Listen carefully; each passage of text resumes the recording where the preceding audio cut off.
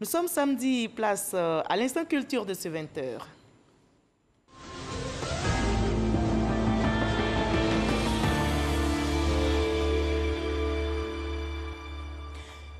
On en arrive à l'entretien avec notre invité de la page culture de ce samedi. Nous sommes en compagnie de Dr Sylvie Memel-Kassi qui nous introduira dans quelques instants seulement au Musée des civilisations de Côte d'Ivoire, musée qu'elle dirige, je rappelle, depuis plusieurs années.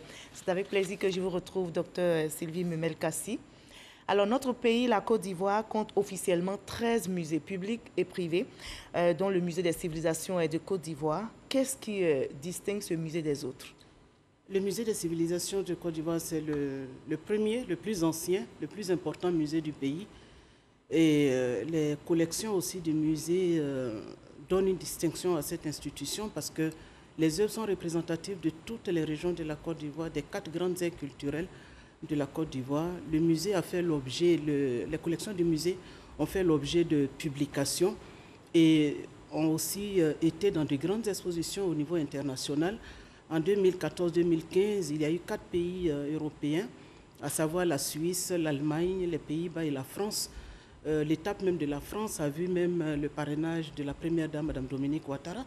Et donc les œuvres du musée sont allées dans cette grande exposition qui était intitulée « Les maîtres de la sculpture de Côte d'Ivoire ». Le monde européen reconnaissait vraiment la particularité de ce musée, mais aussi de la culture ivoirienne. Et donc, c'était un hommage aux artistes de Côte d'Ivoire. D'accord. Et malheureusement, donc, après 2010, le musée des civilisations de Côte d'Ivoire, qui avait fermé, je rappelle, mais a rouvert ses portes.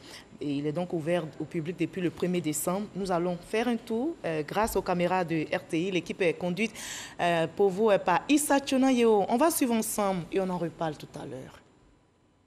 Un musée est une institution permanente, sans but lucratif, au service de la société et de son développement.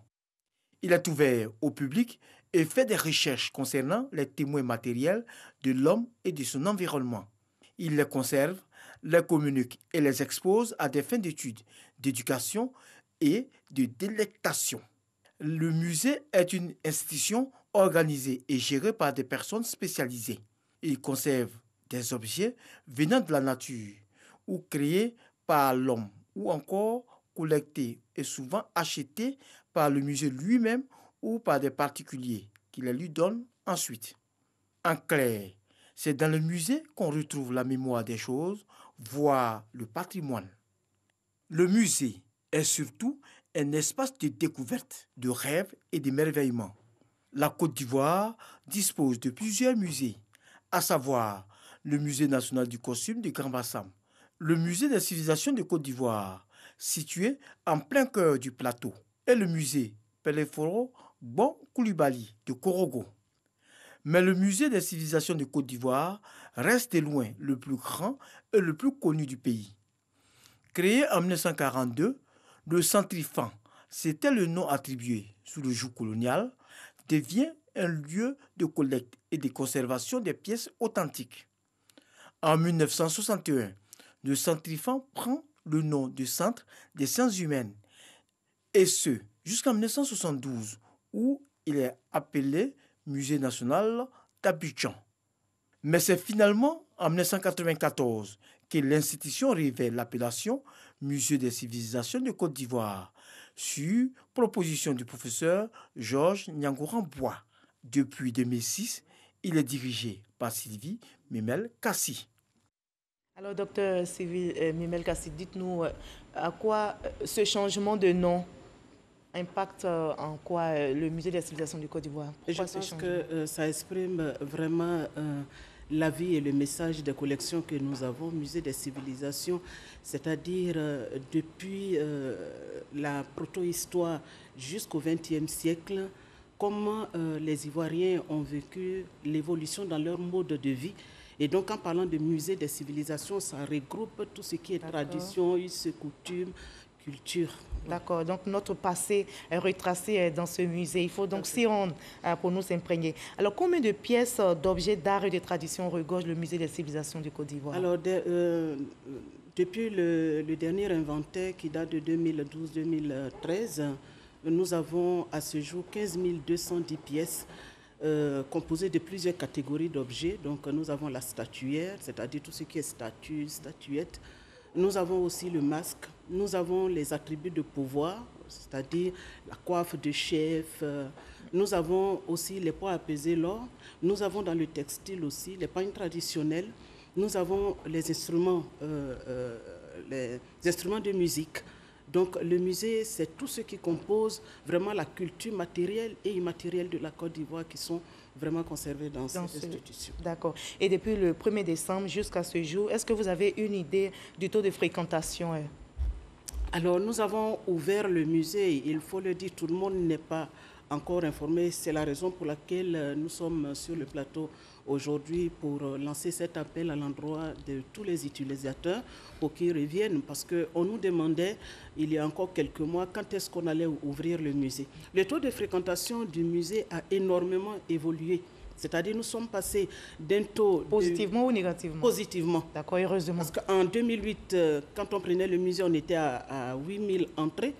Et aujourd'hui, nous sommes à plus de 90 000, 100 000 même, on peut le dire, avec pour la seule salle d'exposition, la moitié de ce chiffre-là. Donc je pense que c'est un bon qualitatif. D'accord. Et donc nous avons même les raisons de visiter ce musée après avoir entendu ce que vous avez dit. Alors lors de son discours à Ouagadougou, vous vous souvenez certainement, le président français avait annoncé la restitution temporaire ou définitive du patrimoine africain en Afrique. Alors, comment les choses avancent dans notre pays? Alors, la Côte d'Ivoire est en pôle position, je peux le dire, parce qu'il y a beaucoup d'actions qui sont aujourd'hui menées par les autorités compétentes du pays. Quand on parle de restitution, ça fait appel au droit.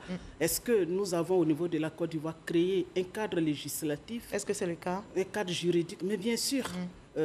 Nous avons justement la loi de 1960, la convention de 1970 qui concerne les mesures à prendre pour interdire, empêcher l'importation, l'exportation et le transfert de propriété illicite des biens culturels. La Côte d'Ivoire l'a ratifié en 1981. Ensuite, il y a eu la convention de 1995 qui justement prône le retour des objets. Au niveau de la CEDEAO et de l'UEMOA, il n'y a que deux pays, la Côte d'Ivoire et le Burkina, qui ont ratifié. C'est-à-dire qu'au jour d'aujourd'hui, si nous voyons qu'il y a un objet qui a été acquis de manière illicite, la Côte d'Ivoire est en droit de demander cet objet, le retour de cet objet et de bénéficier de la solidarité internationale. Et nous avons combien d'objets à l'extérieur? Oh, mais nous avons beaucoup. Au niveau du musée du Quai Branly, la Côte d'Ivoire vient en 3e position des pays qui ont assez d'objets dans ce musée. Nous avons 3 951 pièces dans ce musée.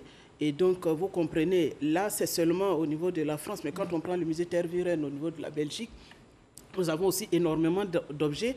Il y a eu un communiqué au niveau de Zurich que nous avons eu. Et c'est 3 000 objets dans ce musée, justement, en Suisse. 4 000 objets au Metropolitan de New York. La Côte d'Ivoire a au moins plus de 20 000 objets à l'extérieur. Et vous êtes en train de tout faire pour que ces objets-là soient restitués à notre pays. Et parmi ces objets, on va terminer rapidement, il y a le Guigui Akokwe, parce que vous avez dit pour 2021, vous êtes en train de tout faire pour que ce tambour-là puisse nous revenir. Justement, c'est la demande que la Côte d'Ivoire a formulée à l'endroit des autorités françaises chargées de la culture par le canal du ministère des Affaires étrangères. Depuis juin 2019, nous avons donc adressé un courrier. Quelle est la spécificité de ce tambour? C'est un tambour de guerre, comme ils le disent, mais à l'époque, en 1920, lorsque le colon venait, il ne trouvait personne vraiment là où il devrait les trouver pour qu'ils aillent travailler au chemin de fer. Et c'est un tambour de 3 mètres? Et c'est un tambour de 3,5 mètres. On a les dispositions pour accueillir ce tambour? Bien sûr, bien sûr. On pourra. D'ailleurs, le musée a préparé même cette place-là. Si vous allez actuellement pour l'exposition, vous découvrirez cet endroit. Merci beaucoup, Dr Sylvie Memel-Kassi, d'avoir été notre invité de la page culture de ce samedi, cette première page de l'année 2021. Alors, au nom de Madame la ministre de la Culture de la Francophonie, je voudrais, en son nom, souhaiter les vœux les meilleurs au DG de la RTI, à vous-même, Madame, et à tous les Ivoiriens, et espérer que vraiment, par la culture, la Côte d'Ivoire puisse amorcer le développement durable comme dit. Et que nous puissions tous aller visiter nos musées ici en Côte d'Ivoire pour nous imprégner de notre histoire. Merci d'avoir été notre invité ce soir. Vous l'avez compris, ce journal est terminé. Je vous invite donc en ce début d'année à nous imprégner de notre histoire en visitant le musée des civilisations de Côte d'Ivoire. L'histoire nous guide et nous façonne. Gardons donc les pieds dans la tradition, car qui sait, le passé trace mieux l'avenir. Promouvons ensemble la culture ivoirienne. Bonne année à toutes et à tous. Je vous souhaite tout le bonheur. Demain 13h, retrouvez Hamza Diaby pour le JT. Et moi, je vous donne rendez-vous à 20h. Prenez soin de vous.